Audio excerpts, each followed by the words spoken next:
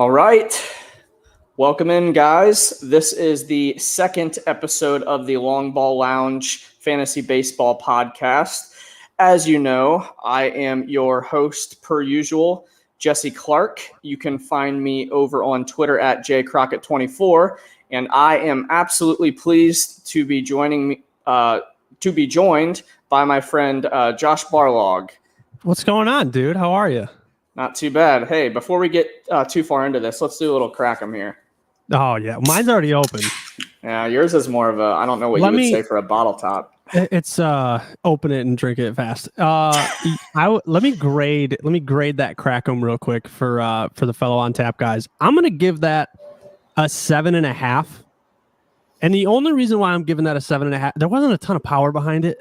I like the echo. I like the echo effect, but a little more oomph next time. 7.5 is good though. It's a good start for your first crack 'em. It's good. Well, go Reds. Yeah, I'm not supporting my team today. Sorry.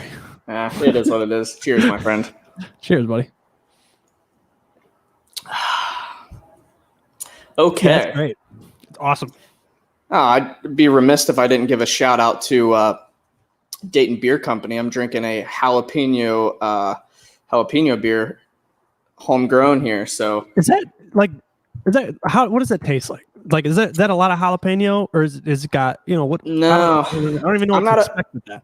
I'm not a big spicy guy, so I like a little bit. Like I'm a spicy guy in a sense of I like the taste, but I just can't handle it.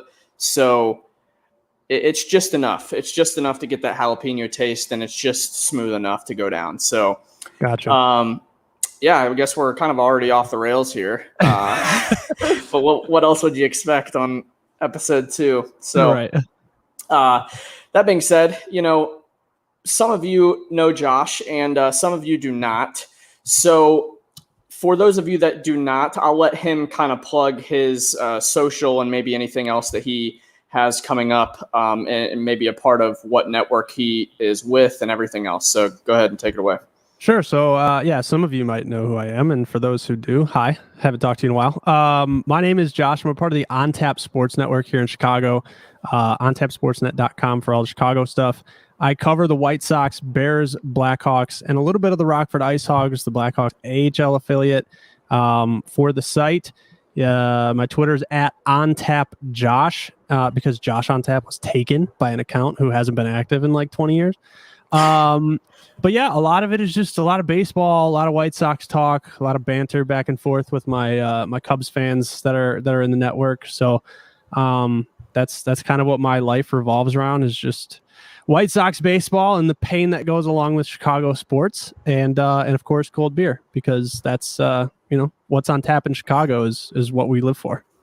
It's on brand. Okay, so I don't really know how to start this next section, but it's going to be, I thought it'd be kind of a fun little interactive thing for people to kind of get to know you on a more personal level. Gonna start doing this with some of my guests. It's going to be called Get to Know Ya. But before I move on to that, I would like to, bring your attention to the bottom of the screen here. We obviously have our new Longball Lounge apparel. I wish I had a copy of the picture here, but I have a shirt and a tumbler that has the new logo on it. So pretty sweet stuff there. You can go ahead and head on over there, or you can see the link down at the bottom. So pretty affordable prices. It's $25 or less. So can't beat that. Would love if you guys could support the podcast. Would mean the world. Any little bit helps, obviously. So that being said, let's move on to our first section, Get to Know Ya. So let's do it. Gonna do a little rapid fire here with a few either ors or maybe kind of just some questions to get some conversation sparked here. Sure. So my first one is actually one that my wife and I have had a debate over recently, and we could not be further on opposite sides of the spectrum on this. And it's not even anything that we like that much, to be honest with you, but it's something that sparked a fiery debate for whatever reason. Again, we don't even eat these, But so the first question is Pop-Tarts or toaster strudels? Ooh. Oh man, that's a good one. I used to argue with people in college about this so much. I'm gonna say Pop-Tarts though, just because I feel like you could just wolf them down with there's no like extra work that needs to go into it, and you let them, you just devour them and take care of it. But the only thing I don't like about Pop-Tarts is I feel like I need 7 bottles of water just to get the dryness out of my mouth. Yeah, I can see that. Are you a put it in the toaster kind of guy, microwave, or No. just like plain out of the No, package? I just let them fly. Like I'm not a big like sit down eat breakfast person. Like I need something quick. So for me, it's just rip the package open and go. I'm not opposed to toaster strudels though. Like I think they're both good. See, Is that a cop out answer? No, I'm a Pop-Tart guy, and I'll tell you why. Toaster strudels, the one thing I've always said is like, yeah, maybe if they gave you like 6 packets of icing, then it would actually be able to cover the whole strudel. But the package that they give you covers like the corner of it. And then at that point, it's not even that tasteful. Like you said, then you kind of need the water treatment where you're trying to just get it down because it's so dry. Yeah. Yeah, that's the worst. Yeah, so I'm Team Pop-Tart all the way. So even though I'm not even really a huge fan of either. But okay, so next is I kind of stole this from Snoop Dogg in his podcast that he has, but he does like a questionnaire rapid fire type thing. And one question he always uses is hot or cold. Okay. So hot? I don't know. I don't understand the question.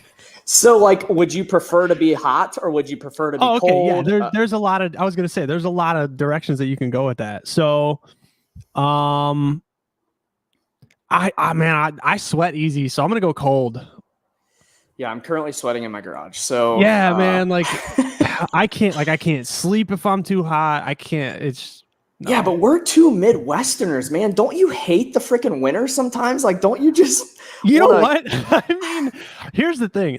I get so upset with people in the winter because they're like, "Oh, it's so cold. I hate the winter." And you're like, "Just move then. Just move. You know it's coming. It's going to snow here. You know it's coming. Just go. Ask your job to relocate. Get a new job. Just leave and stop complaining." I like the winter. I think it builds character. Oh, I do not. The older I get, the further away from that I get. I park like 2 blocks away from my building and I'm like cussing on days that it's like, cussing into work. Like, damn it, why the hell am I doing this? Why couldn't I just fork over a little bit extra cash, park in the garage, do those types of things instead of being the cheap ass and walking 2 blocks during the cold? It's miserable. But some of our fans wouldn't even really be able to relate to that because they're out on the West Coast and like, they have it freezing made, here. It's 45. You're like, oh, yeah, that's shorts weather in Chicago. Yeah. So speaking of Chicago, that kind of leads into our next topic. And I kind of just listed your favorite food. I know Chicago cuisine, it kind of have preferential things, obviously pizza and a few other items. So, if you just had to pick one meal, maybe not for the rest of your life, but you just sit down and have one meal, what's your go-to? It's easily pizza. Like I'm not even gonna hesitate when I say this. Chicago has the best food in the country. Like that, because you get everything. Like if you want tacos, we have amazing taco places here. If you want pizza, Giordano's, Lumalnati's, Beggars, like the list goes on. If you want beef sandwiches, we got those too. Like we have absolutely everything. And like, don't take it from me. Athletes talk about this all the time on how great Chicago is for restaurants and stuff like that. So it's awesome. But for me, it's pizza. I love pizza so much. So and I'm not a like deep dish or thin crust. I'll go either or. It doesn't matter. I don't discriminate. So give me both. I'll eat both. Yeah, you can't go wrong with pizza. You can't go wrong with pizza. I think I'm more of a steak guy myself, but I definitely eat pizza way more often than I eat steak. So, okay, let's move on to some more baseball-centric topics. Give me your favorite player. Maybe I do or maybe I don't know this. It's Lucas Giolito. Okay. I think all time, if you ask me all time, it's Mark Burley. And then a very just wildly 1B would be Paul Konerko. It's really Former close. Red was Really traded close. to the White Sox, so former he Dodger was terrible too, with the Reds. Yeah. So if I had to say my favorite player now, man, that is so tough for me. I think if Right now- I had to guess, it'd be Nick Castellanos. Yeah, it's either him or Eugenio Suarez for sure, I think. Just stud. Yeah, both of them are just so easy to get along with when they're on your team.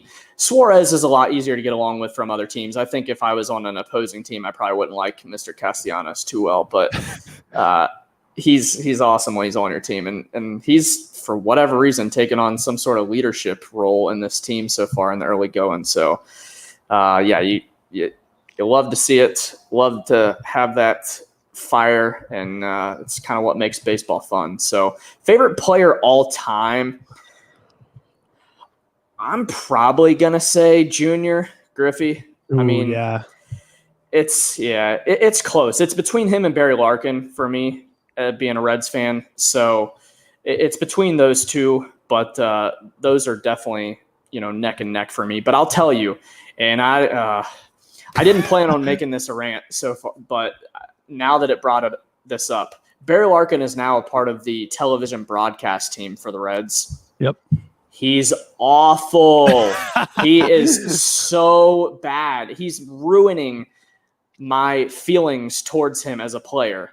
It's almost getting to the point where and I'm not kidding, this is not an exaggeration, I muted the TV like halfway through the game on opening day because I couldn't take it anymore. He's the back in my day guy, or when I played, it's always something around what he did as a professional, and those types of broadcast analysts make me sick because one, they're not up to speed with the current times and the current landscape of baseball. Mm-hmm.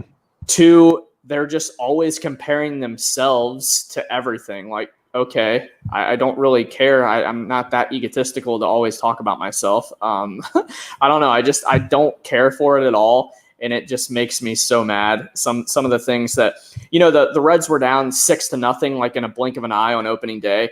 And I'm not kidding you. The new broadcast team, probably in the fourth inning, was having a competition on whose Spanish skills were better than the others. Oh boy. That's the point in the broadcast where we got, like, we're getting smoked on opening day when they're starting to do that shit.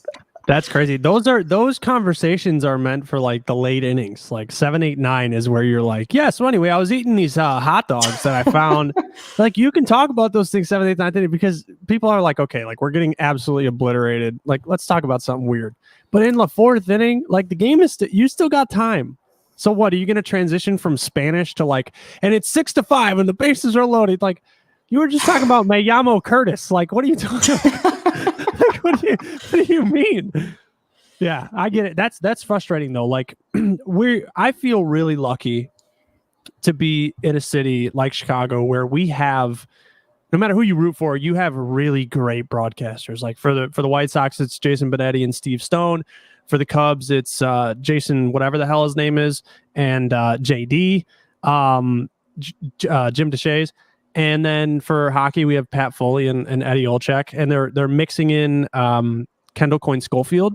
So, look, I'll hand up. I'm not a fan of Kendall Coyne Schofield. I think she's too nervous still. Like, she's not like very like artistic with her words. It's kind of like, yeah. So they dumped it, and then and I'm like, it's rough.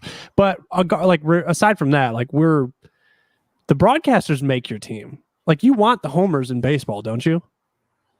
A little bit. I'm like, I'll give you an example. The White Sox just played on ESPN on Sunday Night Baseball.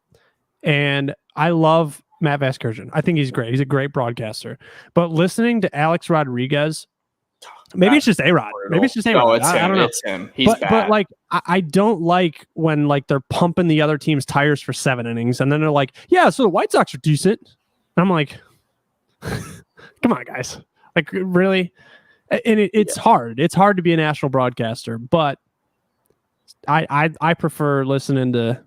I like to listen to homers for baseball, at least.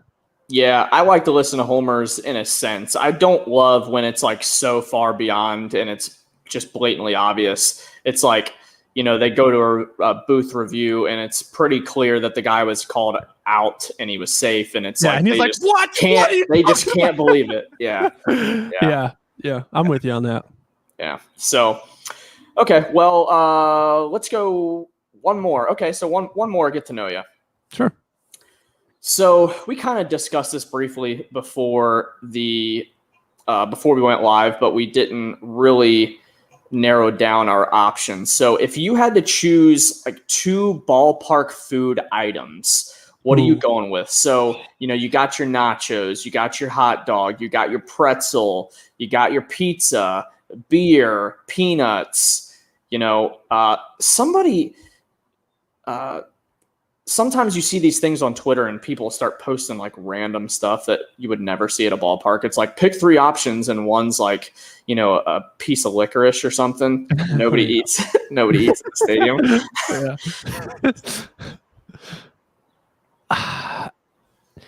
Man, if I can I do food and beverage as my 2?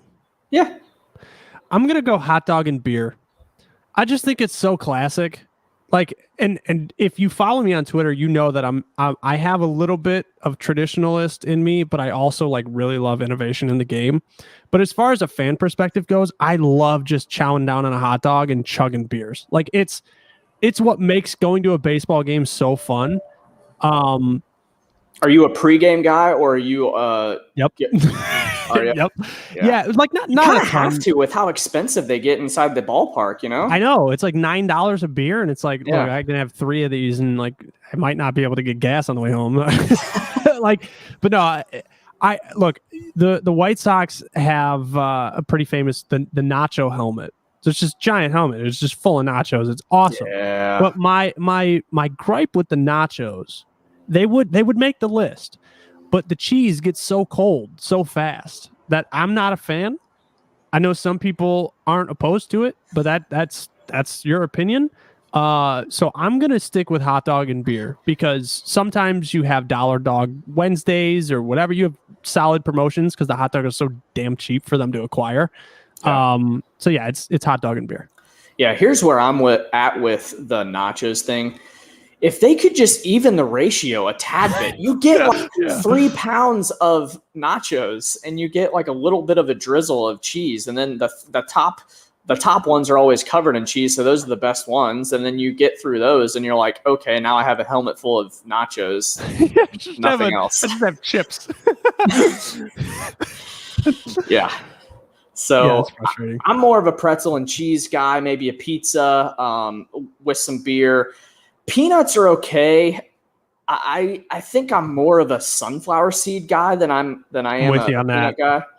Yep. So that's kind of where I'm at with ballpark foods. But yeah, can't go wrong with anything. And honestly, given the year that we've had and not being able to go, dude, I am so excited to go again. I haven't gotten a ticket yet, but I promise you I'm going sometime this year. I know there's some guys with On Tap that are going this weekend to the Sox home opening weekend.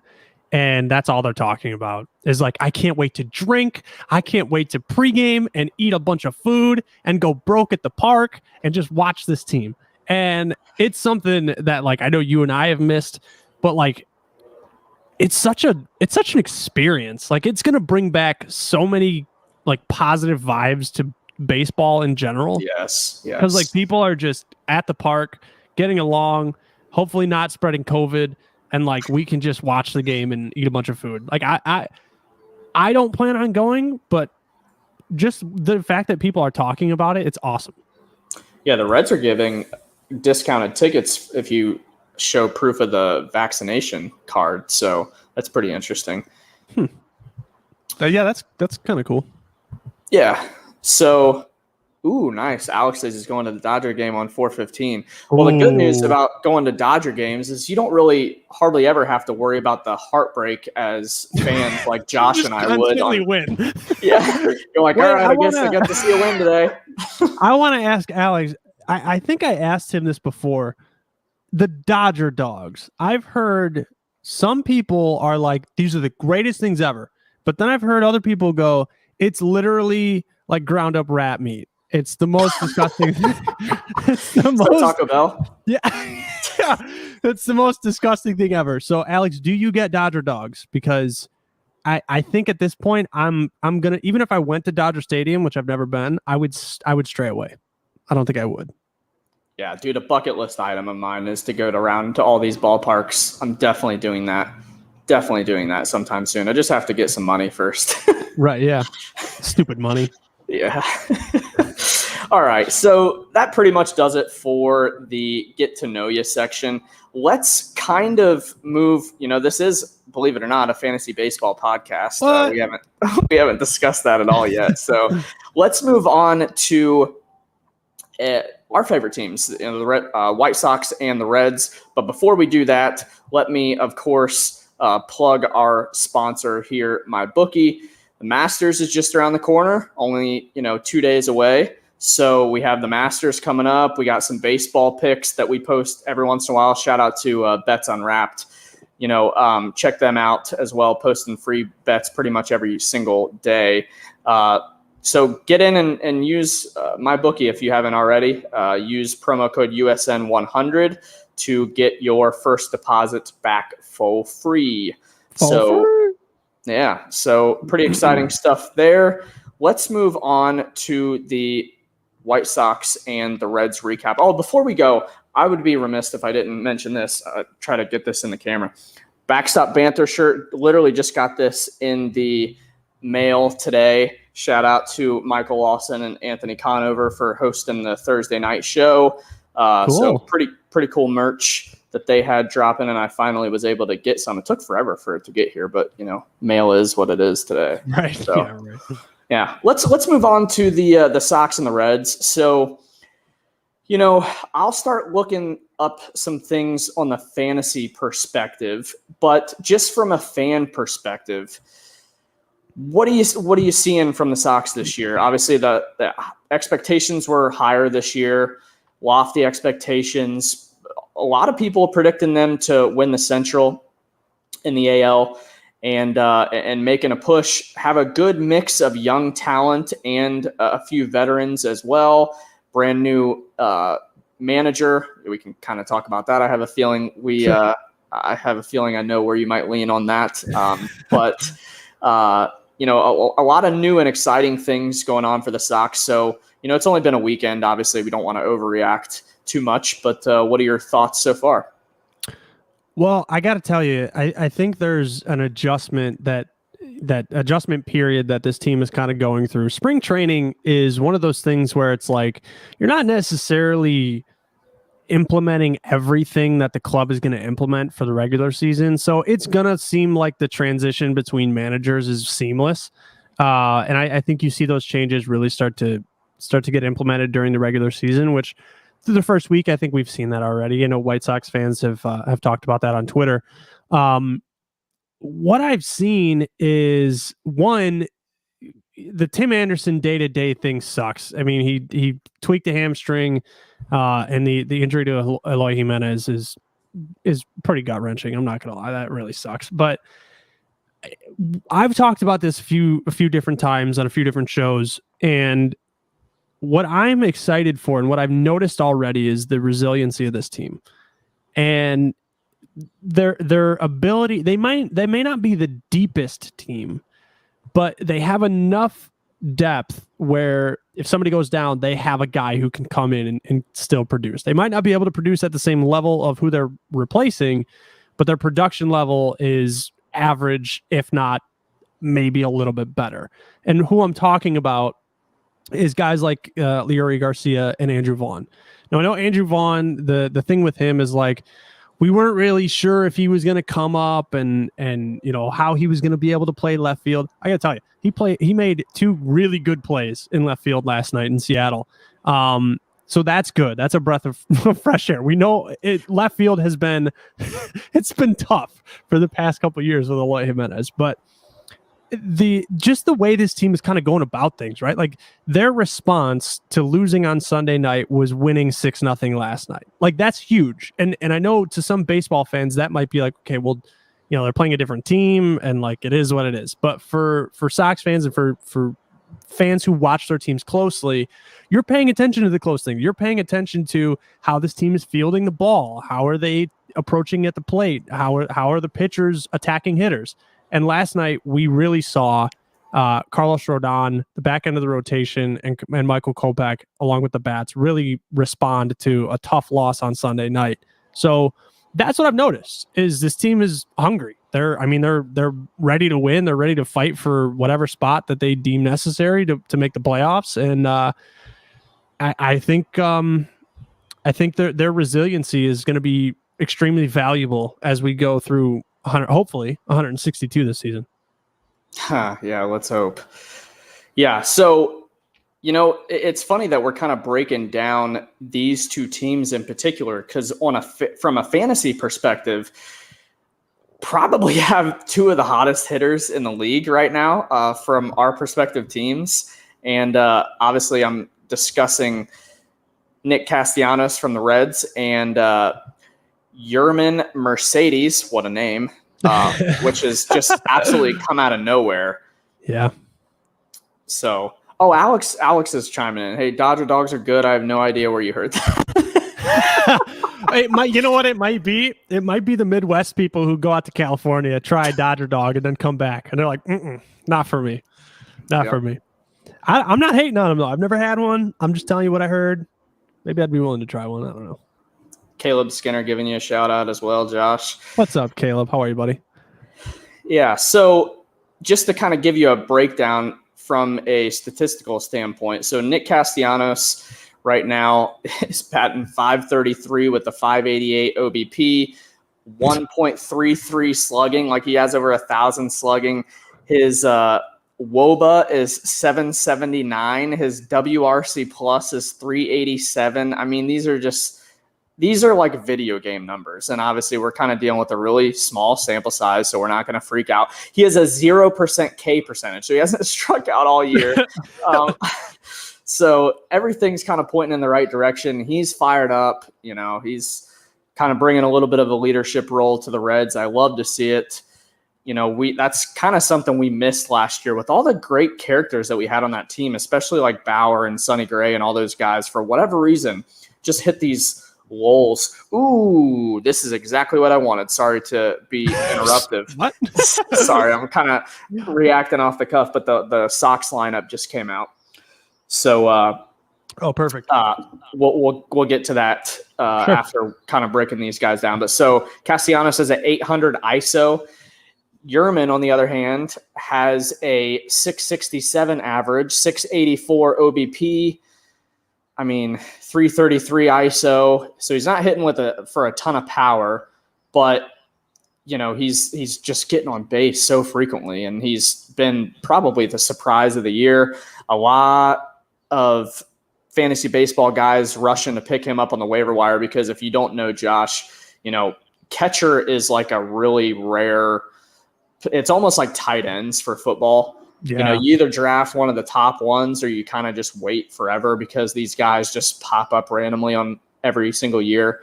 Mm-hmm. So catchers is kind of a unique position in fantasy baseball. So Yerman's obviously been a pretty big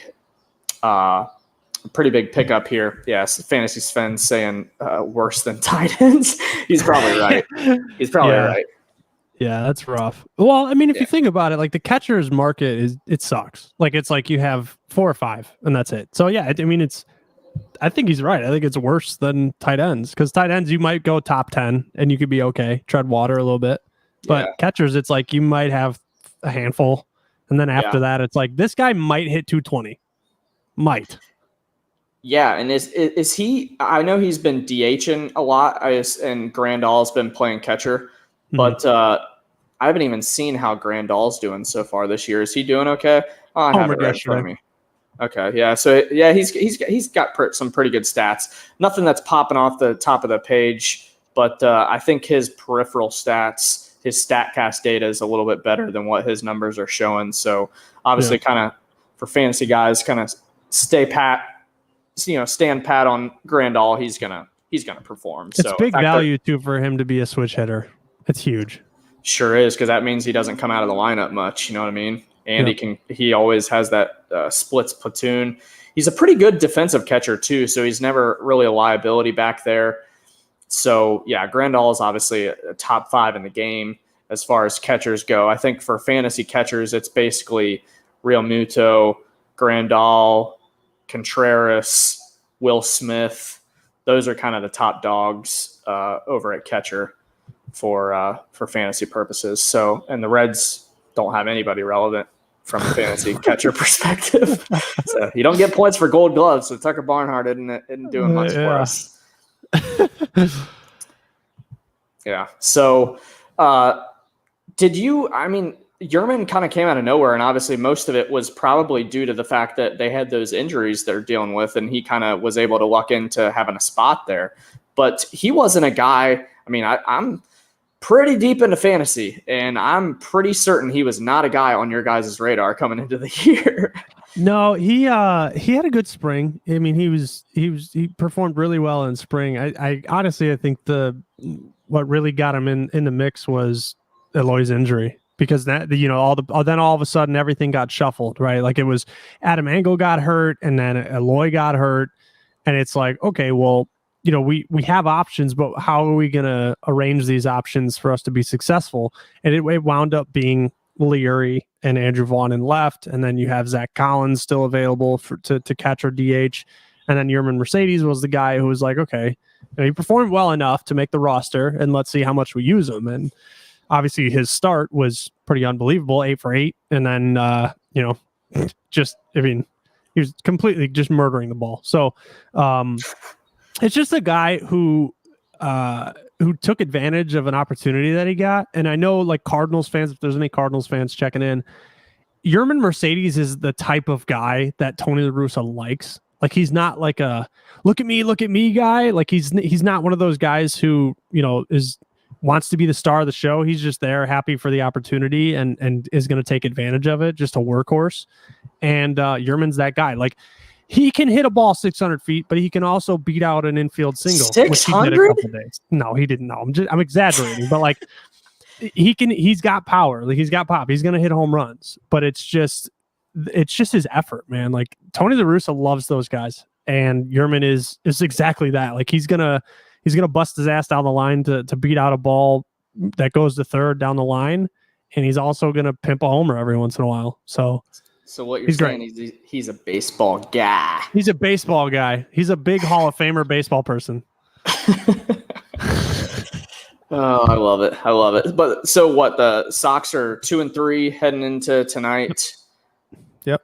I want to throw a stat out here, because maybe you take this into account when you're getting your fantasy baseball lineups ready, or your gambling pick set.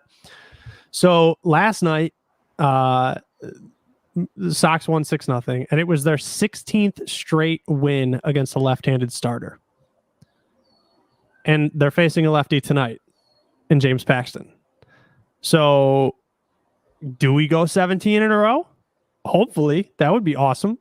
But it is something to keep in mind. Like, if they continue the success against lefties, I think you want to take your chances at throwing somebody in the White Sox lineup in your fantasy lineup. Yeah, it's wild you say that, because last Friday, I don't do this too often, but I didn't have time for a stream or anything. So last Friday, I did a little breakdown of the DFS slate, daily fantasy sports, obviously. So like DraftKings and FanDuel and all those types of things. I'm going to do that here a little bit more, I think, as time goes by. But one of the things that I mentioned in that DFS slate, and I think the Sox had to have been facing a lefty, and I was like, oh, it was Heaney, and they crushed him. But one of my one of my analysis said, and I quote you, so you can go back to my Twitter to read through to hold me accountable here. But I said one of my sneaky stacks, and a stack is like obviously like you pair up several players from the same team. It's basically that's what the term is. So I said, the White Sox versus Heaney. I kind of like Heaney, but it's a really bad matchup. And the White Sox have finished, towards the top of the league in against lefties, like in almost every advanced statistic that you could possibly imagine, like weighted on base percentage, WRC plus, isolated power. It just means they're hitting a lot and they're doing damage when they're hitting. So those are not the type of matchups you want to face again if you're a left-handed pitcher. And so just kind of a tidbit there for DFS players going forward. Anytime you see the Sox against the lefty, now, I mean, if they're facing Kershaw or one of the top end lefties of the league, maybe you kind of second guess. And especially with this not so hot Sox lineup that they have now with the injuries, maybe you consider a few other options. But just know they crush lefties historically with this lineup. Speaking of this lineup, the lineup's out tonight. So it's what, Giolito versus Paxton tonight? Yes, sir. So the Sox lineup just came out. It's first is Eaton. Right field, Luis Robert. Center field, second. Third is Abreu. Fourth is Moncada. Fifth is Yerman. Sixth is Andrew Vaughn. Seventh, Zach Collins getting the start tonight. Oh, wow. And eighth is Lurie Garcia. And then ninth is Nick Madrigal rounding it out. Madrigal led off last night, so I'm kind of surprised that he's back all the way at 9. But they're doing the little double leadoff kind of idea, aren't they? Yeah. So that was a big thing before the season started. We were talking, obviously, before game 1, everybody's like, here's what my lineup would look like. And I didn't mind anyone's lineup as long as Nick Madrigal was hitting 9th. Like this is a guy he's gonna turn over the lineup. And I love him hitting, even if he's struggling, the guy he's a good hitter. He'll put together good at bats. So as long as he's 9th, I'm happy. It is what it is with Adam Eaton starting out like lefty. It is what it is. Obviously he kind of has to play, but and Zach Collins, I'm kind of interested. I don't know. He kind of struggles against lefties, but it is what it is. Some guys need days off. So I think we'll be okay. I mean, it's one of those things where like I would like for Yohan Moncada to really get going and Luis Robert to go and etc. Like the middle of that lineup, I'd love to just mash. I want him to mash tonight.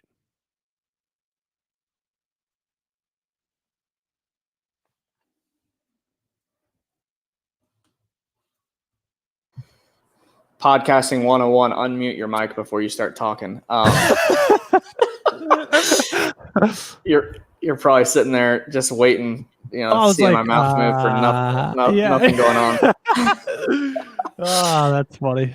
Anyways, what I was saying is I'm fascinated by this matchup tonight because we have two we have a lefty on the mound in Paxton, and we have Giolito on the mound and for the Sox. And honestly, Giolito is probably the best play on any site if you're playing DFS tonight. He's just the top pitcher on the board. He's not the most expensive, believe it or not, because we have guys like Darvish on the mound as well. So it's just a perfect combination there. I kind of like Giolito and Glasnow against Boston tonight as my two pitchers if I'm playing over on DraftKings. And then you kind of have to hit some value plays if you're going to spend up there at pitching.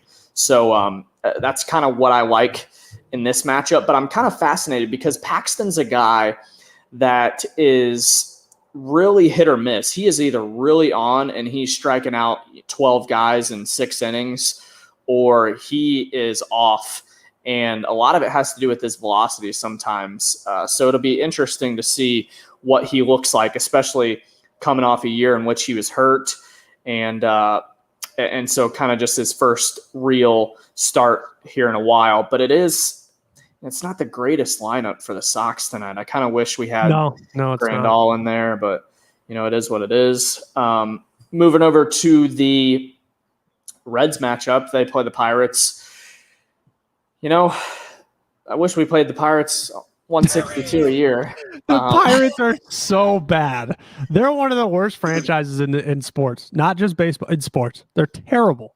Yeah, they're not even trying to win. And they lost Cabrian Hayes, their big-time prospect, in like one of the first couple games of the season. He led off and had a homer in his first at bat of the year, and then I think he got hurt either the next game or the game after that against the Cubs. So Their lineup is looking pretty weak right now, but the Reds are also throwing out Wade Miley tonight. So God knows what's going to happen there. The Reds lineup looks like Tyler Naquin leading off, Castellanos and right batting second, Votto at third, Suarez fourth, Moustakas fifth, Senzel sixth, Jonathan India seventh, Tucker Barnhart eighth, and then Miley rounding it out ninth. So, obviously, anytime you face the Pirates, you probably have the advantage. But given the fact that they're throwing Wade Miley out there, I'm not really loving this matchup. They are facing Trevor Cahill, though, on the other side. So expect this one to probably be a high-scoring affair, especially it's in Great American Ballpark. Really, a lot of people call it Great American Small Park because it's basically the Coors Field East. It's just, especially when it's warm, which it is today. Trust me, I'm at my garage. I'm sweating, like I mentioned earlier in the stream. But, so the ball will be probably flying out of the ballpark. So expect a high-scoring game if you're, wanting to gamble. Better get your bets hammer the here. over. Yeah, better get your bets in here soon, though, because we have about 23 minutes until first pitch. So, it is what it is. I'm looking forward to it. Obviously, always fun to play the Pirates. They're finishing out the series tomorrow, and then they're off on Thursday, and then we go to Arizona to play over the weekend. Who do the Sox play this weekend? Kansas City. Ooh, okay, that would be pretty weird. Isn't it weird to see your team play teams like out of the division now? Yeah, it is strange. Like I was like, wow, I don't even remember the last time we played at T-Mobile Park. Like it just seems so long ago. Yeah, because what a lot of people didn't really take into consideration, and that's why I didn't weight the 2020 season too much from a fantasy perspective, because you have to take into consideration the Central got lucky, man. They played a lot of terrible teams. Yeah, terrible. They had the Tigers and the Pirates both in that division, and then the Royals weren't any good last year either. So You had those three teams that you're facing, and it was just the Central. And the Central did not even have a lot of great offenses either. It was more so great pitching. The Sox had decent pitching at the top end. Then you obviously had the Indians have elite pitching. The Reds had great pitching last year. So it was just a few teams that had a lot of really good pitchers, but you didn't really know how to weight that because they're only playing a certain level of competition, and they're not playing a full season as well. And one thing Castellanos has mentioned a few times here in recent interviews that I've noticed, it's crazy. You become the hottest hitter in the league and you have a bunch of interviews left and right, whereas he's normally kind of a silent guy. He doesn't talk a whole lot, but he mentioned the fact that the fans make all the world a difference, which I wouldn't have thought from a baseball perspective, to be honest with you. I wouldn't have thought that it would have made that much of a difference from a fan perspective. In baseball, seems like it's not that important, but he has mentioned it several times now that he actually thinks it's very, very important. He kind of related it to if trying to dance without music kind of thing, which I don't know if that's really the best analogy, but he's just mentioned it several times. So it's kind of one of those things that you wonder how this is going to play out this year, especially as maybe more people get vaccinated and hopefully COVID starts to die out. Maybe more and more fans are even allowed in the stadiums. You kind of wonder how that's going to affect some teams down the stretch. Well, Giolito said the same thing. They had him on ESPN on Sunday night, and he was even talking about road games. He's like, it's awesome to like play in front of people. Like, that's the best. Like, they played in front of 14,000 and change on Sunday, and he was like enamored by it. He's like, this is awesome. Like, we're playing in front of people. Can't wait to go back home and play in front of fans. Like, it's such a drive. It's a driver for these players. Like, if you're at the plate in a big situation, like, you got fans on their feet waiting for you to come through. And if you're a pitcher on the other side, you're like, okay, I want to shut these people up. Like, they're pretty annoying. And then on the other side, like, if the bases are loaded for the visitors, everybody's cheering you on in the stands to strike this next guy out. So I get where they're coming from. Like, it had to be awful to play in front of nobody. Like, you have maybe a couple security guys, maybe, and like, that's it. So I think you're going to see some heightened play throughout the season, just by that variable alone. Yeah, and I think it does kind of intensify things as well from a player's perspective. So it'll be pretty interesting to see if we can see some more brawls happen and everything else. Speaking of which, we haven't really discussed the Castellanos issue. So the one thing I'll say is, obviously, it's super interesting and fun from a fan perspective, obviously. And I'm not going to be the fan that's like, oh, I just don't understand. I'm never going to be the guy that's like so pro my guy unless it's pretty blatantly obvious. I'm going to try to float there in the middle. But This circumstance, Major League Baseball trying to suspend him for 2 games, which he has obviously appealed because he's been in the lineup the last 2 days. But I honestly wish I don't know what I feel about him appealing it, because if he does get suspended, I would have rather him just got suspended against the Pirates of all teams and been done with it. But I guess even if he doesn't win the appeal, we face Arizona this weekend. They're not great either, so maybe we kind of luck into that. But it's a big deal taking the best bat out of the lineup, especially in a hot streak like that. Maybe you ice him and he goes cold when he comes back after 2 games. So I just think it's a much bigger deal than what people are making it out to be. Obviously, everybody's said this a million times already, so I'm not saying anything new, but the Astros players did not get freaking suspended for 1 game for cheating. And you have Castellanos getting suspended for flexing on a guy. Like, okay, so next time a guy hits a double and he flexes towards the bulb or towards the dugout with his guys, is he going to get suspended? I mean, I get he kind of initiated everything, but if you look at it closely, which, Yadier Molina, man, he's the one that kind of initiated things to begin with. But it's kind of hard to tote that line, but it just seems like something that's so silly to get suspended over. I mean, there are so many other things that are happening on a night in, night out basis where guys are throwing at players, literally using, deadly objects, throwing at people's heads. Sometimes don't get suspended. It's just a warning the first time, but somebody flexes on somebody and they get a 2-game suspension. So I'll let you take the floor here. Well, so do you know the story? Like, is Woodford getting suspended? Like, I don't. Nobody. I don't know. Nobody. Nope. Nobody's doing anything. Okay, so here's the thing. I did see the clip, and I didn't see what other people were saying about it, and I'm kind of glad I did, because I could dissect it and figure out what I would, my opinion on it.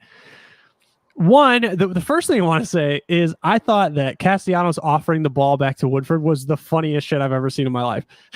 Like, he's like, do you want this? You want this back? It's the ball you hit me with. You want this? And so that was hilarious. Now, here's the thing. If he would have, first of all, if you're a pitcher and you want to cry about getting pimped on a home run, like, make a better pitch. Like, we've gone over this. I'm not going to beat a dead horse. Just make a better pitch. Yep. Now, where I think Castellanos is at fault is when the pass ball happened, and first of all, that was dumb to dive head first, but whatever. And then he gets up and says something. Now, I don't know if Woodford said something first or whatever, but Castellanos said something. All you could have done was score. You get him on the scoreboard. That's always that's my motto, is get him on the scoreboard if something happens. And he got up. He was fired up. I'm not even going to fault him for it. I'm just saying, like, I feel like maybe you could have not said something, or like, I don't know. I mean, look, I'm not in the situation, so it kind of is what it is. But I think that if you read his lips, he was basically just standing over him and saying, "Let's go." He was pumped. He wasn't really talking directly to him. In fact, Woodford wasn't even the one that hit him. It was Wainwright. And then Right. Woodford came in afterwards, and it was kind of a bang play. Woodford kind of dove, and I'm not faulting him at all for it, but he kind of dove on top of him, which probably to him seemed like he was trying to hurt him or something. You know what I mean? So it was like one of those things that's just like a in the moment heated exchange. And do I think Castellanos initiated things by standing over the guy? Of course. Like, no man with testosterone in their body is just going to let another grown man stand over them and yell. Right. But then again, it's like no real brawl happened. It's like everybody got separated and then it was just over. It wasn't I mean, when Eugenio Suarez went out to like the outfield, like kind of behind second base, that sort of sparked a little bit, but that's not on Castellanos or Woodford. Like that happened away from both of them.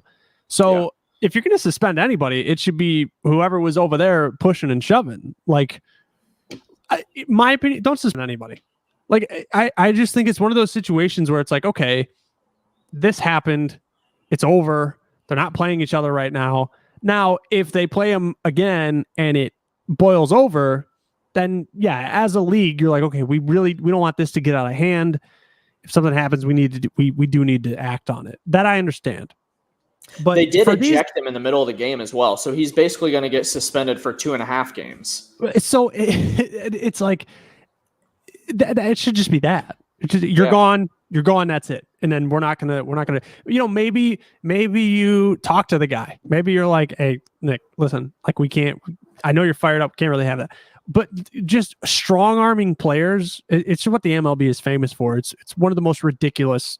I mean, I'm not going to open that can of worms, but it's. I think if you were to just let this go, and then if you need to take action, if something happens with these two teams again, then yeah, you're right. You do, because you don't want people getting hurt. Like you want the fire of competition, but you don't want guys throwing at guys' heads and throwing punches and stuff like that. So down the road, take action, sure. But now, just because of that, no. Yeah, I would definitely agree. I know I'm a bit biased in this situation, but I would have felt this way pretty much if it was anybody else as well. And let's be honest, as long as nobody gets hurt, this is good for baseball, right? Like, people are talking about it. It's fun. It's exciting. You want to talk about getting the younger crowd into games. Like, this is the stuff that you want. These are the types of things that the people that think baseball is boring will still watch a clip of a brawl between two teams or when it starts getting feisty. So to me, I just feel like you're sending the wrong message, especially, you already ejected the guy. Just do that and be done. Let's end on this. Got a few things here. Mariners lineup just came out as well for tonight's game. Have Mitch Haniger first, Ty France second, Seager third, Evan White fourth, Taylor Trammell, former Red, fifth, sixth, Jose Marmaleos. Yep. Good luck saying that name fast. Seventh is Luis Torrens, eighth, Jake Fraley, and then J.P. Crawford kind of rounding it out with James Paxton on the mound there. So let's end with this. From a fantasy perspective, give me maybe a guy for the Sox that is off to a slow start, maybe a little bit of a slump. Maybe you've seen some things over the last couple nights where maybe he's hitting the ball hard, but it's kind of right at guys, and he's just about to kind of break into a streak. Give me some of those guys going forward. I think one of them is Yohan Moncada. I think he's starting to reach base a little bit more. The opening series was pretty rough for him. He had 7 strikeouts in 2 games. Like, it was pretty rough. So, I'm sorry, 3 games. But besides the point, I think he's starting to go. He's starting to reach base. And he's a guy when he's on, he's not going to hit a ton of home runs, but he's going to just beat the brakes off of the ball. Like he's going to hit everything hard, whether it's a ground ball to first or a line drive in the gap. It's going to come out rough. So he's a guy. He's got some speed too from a fantasy perspective. We're always kind of looking. Speed is kind of taken out of the game so much in today's day and age, and he's got power and speed, which is just, that's what you dream of from a fantasy perspective. So he can do it all, especially with him. Kind of the injuries, I think, kind of forced him into the heart of the lineup on a consistent basis because there was a worry there. Jimenez is there. Tim Anderson's there. Maybe he starts getting forced down the lineup to 6th or 7th from a fantasy perspective, but he's been kind of forced in the middle there as well. So he can, obviously has huge upside. We saw how that breakout 2019 campaign. So I think you also have to look at Luis Robert as a guy who, I'm sure he's not available in 99.9% of leagues, but if you can make a very minor move for this guy, like he's a guy that if I played fantasy baseball, I would consistently try to get as cheap as possible, because for me, Luis Robert, one, he's going to play every day. I mean, he's a guy who's, no matter who's hurt or who's not, he's going to play. And he's going to be that guy, 5, 6, 7 spot in the order. And when he's hot, I mean, he murders the ball. Like he'll hit a ball 470 and then, have a couple doubles and maybe a good at bat single to right. Like he's a guy who can, if he needs a homer, he'll do it, but he'll also hit for contact. And when he struggles, it's tough. It's tough. It's hard because his potential. But like I said, for fantasy players, I think he's a guy, if you can go maybe just give up a utility guy that's a red hot right now, that you don't really need him. Like you base it off of needs for a trade. I think Luis Robert's somebody that you can get and hang on to and kind of tread water as he slumps. Yeah, I like that call. From the Reds' perspective, I would probably say Suarez. He's really gotten some opportunities over the last couple days to capitalize, and he just hasn't done it. It's been, he's either just under it, and you can tell he kind of is upset about it, upset with himself. He's close, and I think as long as he doesn't let his defense affect his offense, because this move to shortstop has been dreadful so far. I mean, the guy cannot field. But, it is what it is. Trying to get through those hiccups could have an effect on the bat, but if he can kind of get through this opening stage of just getting used to things, then hopefully he can kind of break out. So he's kind of a buy low candidate as well. And then obviously from the pitching perspective, Sonny Gray hasn't pitched yet for the Reds. He's been hurt with a back issue. He pitched in a minor league game last night, said he felt really, really, really good. So he's got to be on the verge of coming back. I would say, he pitched last night. 5 days from now, he's pitching again, probably early next week or by the end of the weekend would be my guess. So just depends on if he is kind of stretched out. Those are the two names I would look at from the Reds perspective. Just to kind of, before we do closing remarks here, just to kind of give some quick plays for the fans for this night slate tonight. We're starting with the Mets versus Phillies. We got Stroman versus Chase Anderson. Chase Anderson's a bum. You can gladly stack the Mets. Stroman might be a decent play, but I kind of like these Phillies bats as well. So I'm not sure I want to. I'm not sure I'm feeling too lucky to put Stroman in there against the Phils. Then we got the Rays versus Boston. Glasnow versus Martin Perez. Glasnow, he's going to be in almost every single lineup of mine with Giolito. And Martin Perez is terrible as well. But the Rays lineup is not that great against righties because their best two hitters, Meadows and Brandon Lau, are lefties. So that's kind of a sticky situation. Maybe you get a one-off play here and there. Maybe you get a righty in there against Martin Perez to capitalize that righty-lefty split. But other than that, I don't love that game from a hitting perspective. Then you have Freddie Peralta versus Albert Alzolay over at Chicago. So Brewers and Cubs. That game's got a 9.5 total. Kind of like Peralta maybe against this Cubs lineup, but it is kind of iffy.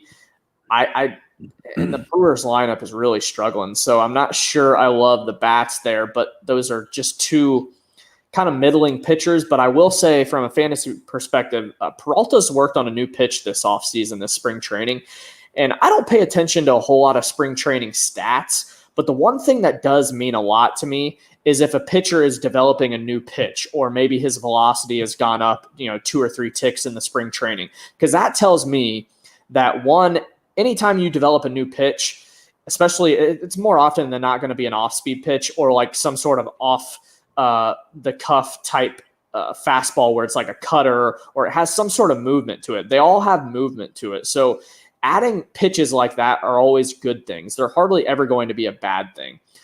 And from the velocity perspective, it's spring training. So nobody's going to go out there and try to throw out their arm. So if they're throwing 2 ticks faster than their fastball velocity the prior year, that probably means something good. That probably means they worked on their mechanics a little bit. Maybe they got in the gym a little bit more, gained some muscle, were able to gain some velocity on those pitches. And it's not just one of those where they're throwing harder, like it's spring training. Nobody's putting that much effort into it. So Those are the kind of things that I look at from a fantasy perspective.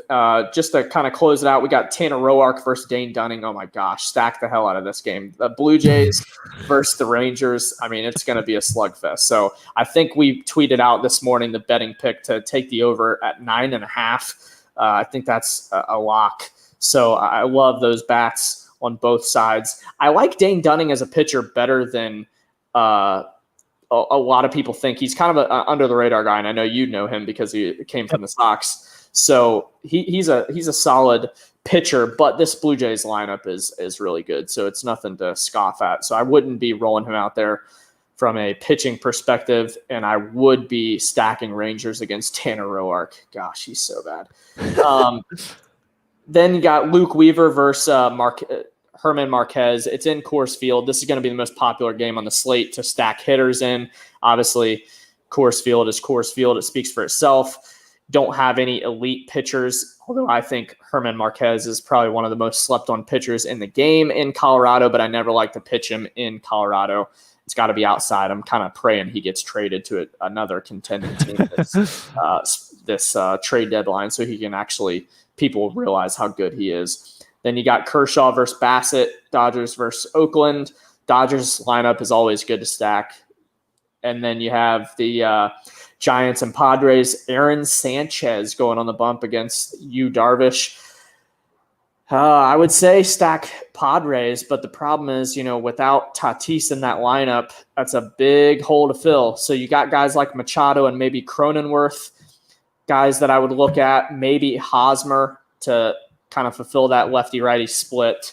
And then you're kind of closing it out with the Sox and the Mariners there. And like I told you earlier, I love Giolito in this matchup. Mariners strike out a ton. Giolito looked great his opening day start.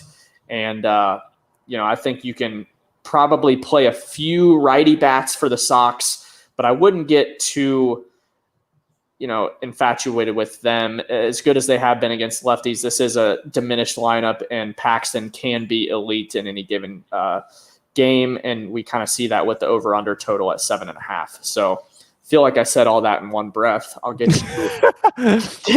you an opportunity to kind of speak up if you wanted to say anything. Well, let me tell you, the Phillies are 4-0, and I know that teams cool off and things like that. But I remember looking at their opening day lineup and going, oh man, they're healthy. Like they're really healthy this year. And it showed. They put up some runs and they've continued to hit the baseball and take advantage of some opposing mistakes. I don't know what this over under is at for this Phillies game. I would be in, it's 9. Yep. Okay, I was gonna say, like, if it was lower, I might take the over, but I think with Stroman on the mound, you might see. I mean, you could see You could see it under that for sure. One under that I would absolutely love to take is Dodgers A's.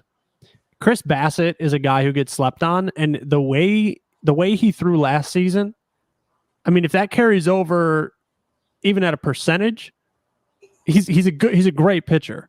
So I think you could throw the under on the Dodgers A's. As we all know, that the A's lineup they can struggle. And then the last one, I think this Sox lineup, regardless of if you think they're diminished, I think you might look toward like taking them -1.5. I don't know. I mean, against lefties, like, would you rather miss out on a team who just mashes lefties and you're like, I doubted it, so I'd stayed away? Or would you rather go -1.5 White Sox and risk losing even though they haven't done it in 16 games? Has their bullpen been taxed early? I'm trying to figure that out because honestly, Giolito, you can kind of expect him to go 6-7 innings at least. And then, as long as the bullpen isn't beat up and you can pitch a guy like Hendricks and maybe another guy like Bummer or one of those other guys that you could kind of count on late in the game, then yeah, they're at -150 right now. So it's not great odds betting on them. But if you wanted to parlay them with like another lock, like let's say, what's a lock? I think the Rays over the Red Sox with the Glass now going against Martin Perez is pretty close to a lock. They're at -152. So if you wanted to parlay those two, I think that'd be a pretty good pick.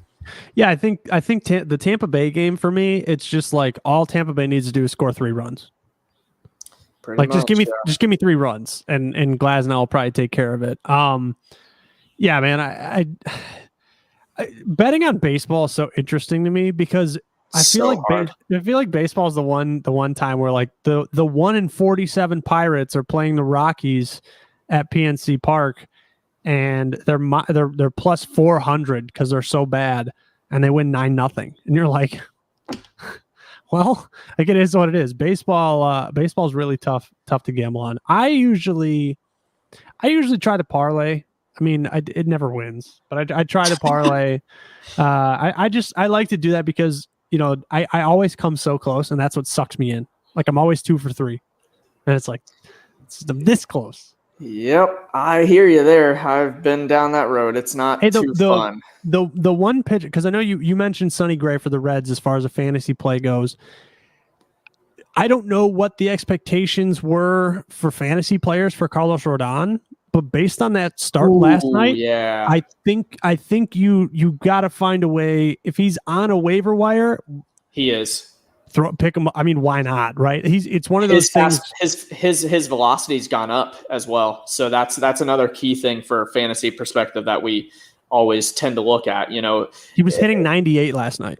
Yeah, his biggest issue has obviously been his health, and his command has not always been the greatest. But if he can get those things under control, yeah, I agree with you. You're throwing 98, and he was an elite prospect for a reason. Like, they got Giolito, he was a bum when they got him too, and then their pitching coach, made him into what he is today. So that guy knows what he's doing. So if he can do the same thing with him, and fingers crossed with Cease too, because I have Cease in a few spots for fantasy. So yeah, I'm hoping that starting rotation can kind of carry that offense being injured here for the next couple weeks or so until at least Timmy can get back. And then, hopefully we can kind of, you're not going to get a full lineup until late in the season, but you can just kind of tread water until you get Jimenez back. Absolutely. Yeah.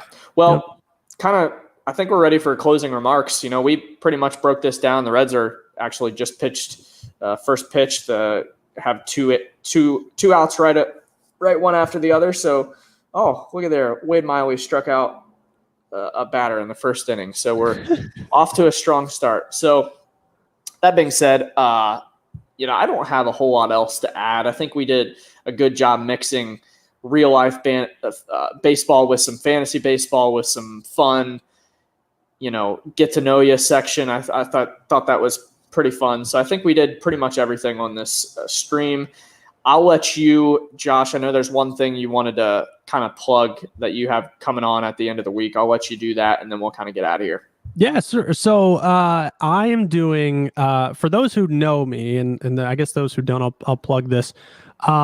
There have been some questions that have floated in here and there on my request about how I kind of do everything life related or sports related, being the fact that I'm visually impaired, legally blind.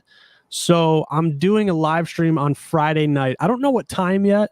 So I will tweet that out over the next couple days.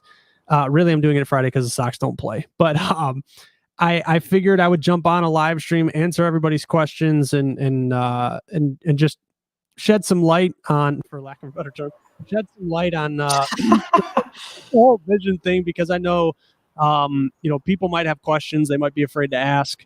And Jesse, you know me, I don't take offense to really anything. So it's an opportunity for people to jump in, even if they don't know me, if they're just curious about whatever it might be, navigation, technology, whatever it is, based around somebody being blind.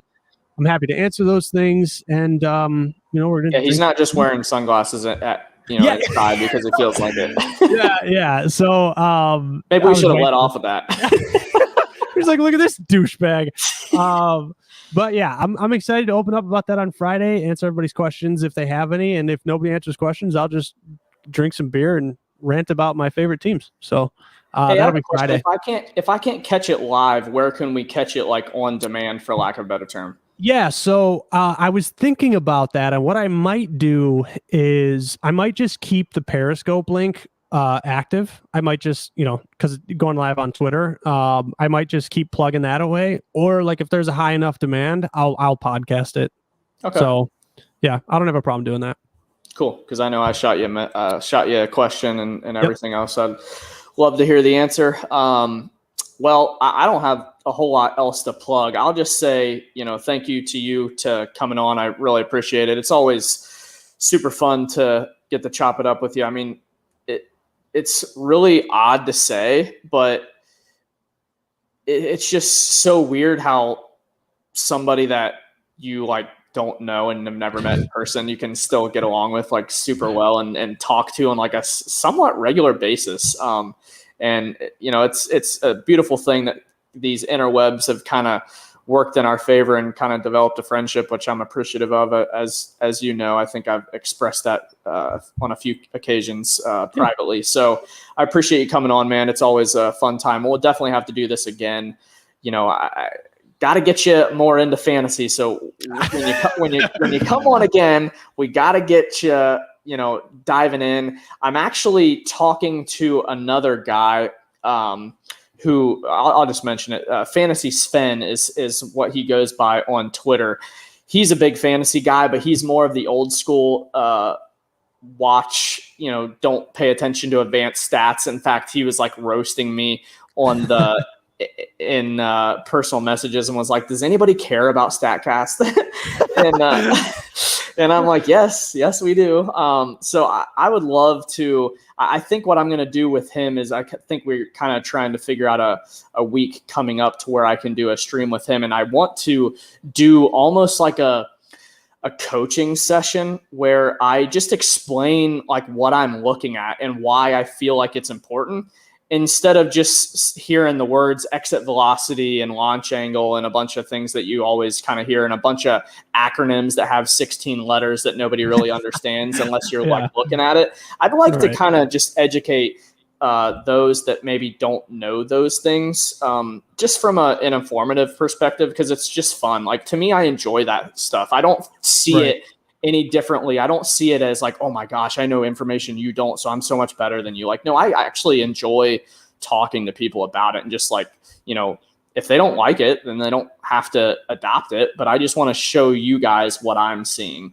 So I think coming up in the next week or two, kind of going to do a little coaching StatCast coaching session, kind of advanced analytics breakdown, some things that I look on a nightly basis for daily fantasy, DraftKings, those types of things. When I'm filling out lineups, I use it pretty heavily. So cool. Just a future plug there. Like I said, I appreciate you coming on, Josh. We'll definitely have to do this again. Good luck to the Sox tonight, especially Mr. Giolito, and good luck to my Reds. And we will sign off. That does it for episode 2 of the Longball Lounge podcast. Thank you guys for tuning in. Peace out.